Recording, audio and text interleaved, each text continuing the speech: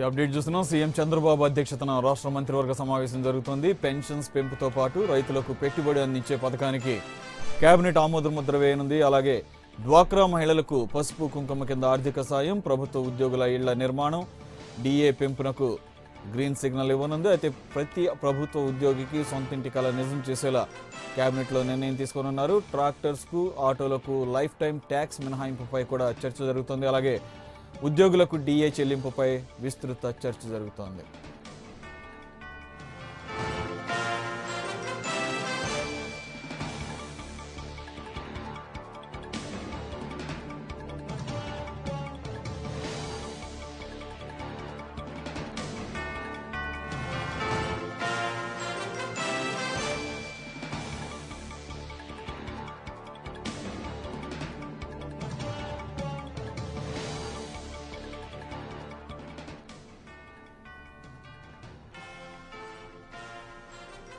అది చూస్తున్నాం. సీఎం చంద్రబాబు అధ్యక్షతన రాష్ట్ర మంత్రివర్గ సమావేశం కొనసాగుతోంది. పెన్షన్స్ పెంపుతో పాటుగా రైతులకు పెట్టుబడి అందించేటటువంటి పథకానికి కేబినెట్ ఆమోద ముద్ర వేయనుంది. అలాగే డ్వాక్రా మహిళలకు ఆర్థిక సాయం, ప్రభుత్వ ఉద్యోగుల ఇళ్ల నిర్మాణం, డిఏ పెంపుకు కూడా గ్రీన్ సిగ్నల్ ఇవ్వండి.